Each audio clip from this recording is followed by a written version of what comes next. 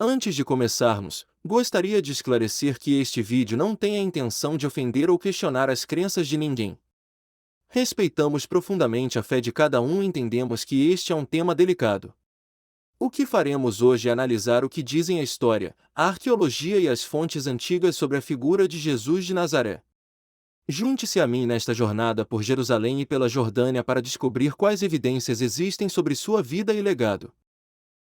E para começar, quero fazer uma pergunta que certamente já o intrigou em algum momento. Foi real o massacre dos Santos Inocentes, aquele episódio dramático em que o rei Herodes, segundo a tradição cristã, ordenou a morte de todas as crianças de Belém? Hoje exploraremos esta e muitas outras questões fascinantes sobre Jesus de Nazaré. Comecemos por Jerusalém, a cidade santa por excelência, não só para o cristianismo, mas também para o judaísmo e o islamismo. Aqui está o famoso Muro das Lamentações, último vestígio do Segundo Templo, destruído em 70 DC pelos romanos. O que é fascinante neste muro é como ele sobreviveu a séculos de guerras, terremotos e mudanças políticas. Como ele ficou em pé? Alguns veem-no como um milagre, enquanto outros acreditam que a sua resiliência é um símbolo da fé inabalável do povo judeu. O Muro das Lamentações não é apenas uma relíquia física, mas também um testemunho do contexto em que Jesus viveu. Durante a sua vida, este muro teria feito parte de um complexo religioso monumental, o coração espiritual do judaísmo. Aqui, Jesus provavelmente visitou e pregou, interagindo com os líderes religiosos de sua época. Agora, vamos ao Jordão, do outro lado do Rio Jordão, local que guarda um dos momentos mais emblemáticos da vida de Jesus, o seu batismo por João Batista. Este acontecimento, que marca o início do seu ministério, é representado nos evangelhos como um momento-chave. Os arqueólogos encontraram nesta área vestígios que nos ligam diretamente a esses tempos, confirmando a antiguidade e a importância destas histórias. Estas escavações na Jordânia são evidências tangíveis que nos ajudam a imaginar como era a vida nesta região durante o primeiro século, contexto em que surgiu uma das figuras mais influentes da história. Se você se surpreendeu com essas descobertas e quer continuar explorando a história de Jesus, não esqueça de curtir esse vídeo e se inscrever no canal. Seu apoio é essencial para que continuemos desvendando esses mistérios do passado. Além disso, deixe-nos um comentário com suas teorias ou dúvidas, adoramos ler o que você pensa. Obrigado! Quando falamos de Jesus, pensamos imediatamente nos evangelhos, aqueles textos que foram fundamentais para moldar a nossa visão de quem ele era. Mas você já se perguntou como surgiram os evangelhos? A primeira coisa que precisamos saber é que, embora Jesus falasse aramaico, os evangelhos foram escritos em grego. Isto pode parecer surpreendente, mas faz sentido quando consideramos que o grego era a língua franca do Império Romano na época, especialmente na região oriental do Mediterrâneo. Este facto é fundamental, porque nos mostra como a mensagem de Jesus começou a difundir-se para além do seu ambiente original, chegando às comunidades grega e romana. Os evangelhos que conhecemos hoje foram atribuídos a 4 figuras: Mateus, Marcos, Lucas e João. Mas o curioso é que os próprios textos não especificam quem foram seus autores. Os nomes que associamos a estes evangelhos foram atribuídos pela tradição cristã séculos mais tarde. Esta tradição tentou vincular os textos aos apóstolos ou pessoas próximas a eles, concedendo-lhes autoridade espiritual. No entanto, estudos recentes sugerem que estes escritos foram compostos por diferentes comunidades cristãs em diferentes partes do Império Romano, refletindo as diversas perspectivas teológicas e culturais daqueles primeiros cristãos. Além dos evangelhos, existem outras fontes que mencionam Jesus. Historiadores antigos, como Flávio Joséfo e Tácito, fazem breves referências à sua existência. Flavius Josefus, um historiador judeu do século I, menciona Jesus em sua obra Antiguidades Judaicas, descrevendo como um homem sábio que foi crucificado pelos romanos. Tácito, um historiador romano, também menciona Cristo e sua execução sob Pôncio Pilatos. Embora estas referências sejam escassas, são significativas porque provêm de fontes externas ao cristianismo, o que acrescenta peso à existência histórica de Jesus. Se essas informações estão abrindo seus olhos para novas questões sobre a história de Jesus, convido você a se inscrever no canal e ativar as notificações porque continuaremos desenterrando verdades escondidas da história. E lembre-se, adoraríamos ouvir suas opiniões e perguntas nos comentários. Sua participação é fundamental para continuarmos explorando juntos.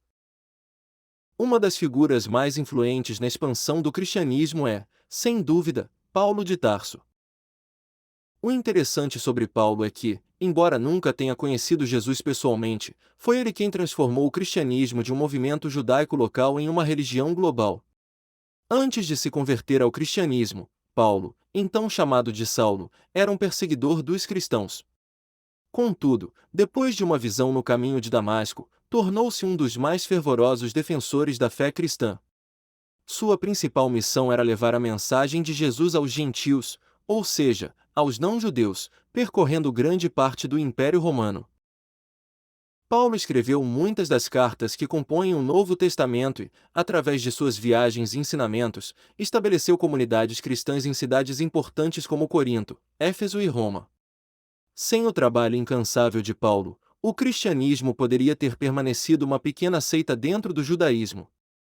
Foi ele quem ajudou a formar a estrutura doutrinária e organizacional do cristianismo primitivo, lançando as bases para o que se tornaria uma das maiores religiões do mundo. Mas a história do cristianismo não estaria completa sem mencionar Constantino, o imperador romano que mudou o curso da história. No ano 313 AC, Constantino promulgou o Edito de Milão, que legalizou o cristianismo em todo o Império Romano. Antes disso, os cristãos eram perseguidos e muitas vezes executados por causa da sua fé. Constantino não só acabou com estas perseguições, mas também apoiou a construção de igrejas e convocou o Concílio de Nicéia, onde muitas das doutrinas fundamentais do cristianismo foram estabelecidas. Este foi um ponto de viragem crucial, porque a partir de então o cristianismo deixou de ser uma religião marginal para se tornar a religião oficial do Império Romano. Não podemos falar de Jesus sem mencionar os seus seguidores mais próximos, os 12 apóstolos. Esses homens foram testemunhas diretas de sua vida e de seus ensinamentos, e após sua morte, tornaram-se os principais responsáveis pela divulgação de sua mensagem. A tradição nos conta que cada um deles levou o evangelho a diferentes partes do mundo, e muitos deles sofreram o martírio por sua fé. Desde Pedro, que foi crucificado em Roma, até Tomé, que segundo a tradição viajou para a Índia, os apóstolos desempenharam um papel crucial na difusão do cristianismo. Em Jerusalém, um dos lugares mais emblemáticos que lembram a paixão de Jesus é a Via Dolorosa. Este é o caminho que, segundo a tradição, Jesus percorreu carregando a sua cruz em direção ao Gólgota, local da sua crucificação.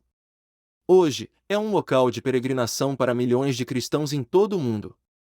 A Via Dolorosa não é apenas uma rua antiga, mas um percurso cheio de significado espiritual, que representa o sacrifício e o sofrimento de Jesus pela humanidade. Os peregrinos que por ela passam fazem-no num ato de devoção, revivendo os últimos momentos da vida de Jesus. Por fim, falemos de um episódio que levantou muitas questões ao longo dos séculos: o massacre dos Santos Inocentes. Segundo o Evangelho de Mateus, depois que os 3 reis magos visitaram Jesus, o rei Herodes, temendo que a criança pudesse ser uma ameaça ao seu trono, ordenou a execução de todas as crianças menores de 2 anos em Belém. Este acontecimento, conhecido como Massacre dos Santos Inocentes, é uma das histórias mais trágicas associadas ao nascimento de Jesus. Porém, fora dos evangelhos, não há registros históricos que confirmem esse episódio. O massacre foi real ou é apenas um mito transmitido ao longo dos séculos? A resposta a esta pergunta permanece um mistério. O que você acha da vida de Jesus? Ele era um mito, uma figura histórica ou talvez algo intermediário? História e fé muitas vezes se entrelaçam, criando uma narrativa rica e complexa que continua a nos fascinar. Se este vídeo lhe deu algo em que pensar, não se esqueça de curtir e se inscrever no canal. Compartilhe este vídeo com seus amigos para que eles também possam participar desta conversa. E, claro, deixe seus comentários. Adoraríamos saber o que você pensa. Obrigado por se juntar a nós nesta jornada histórica e nos vemos no próximo vídeo.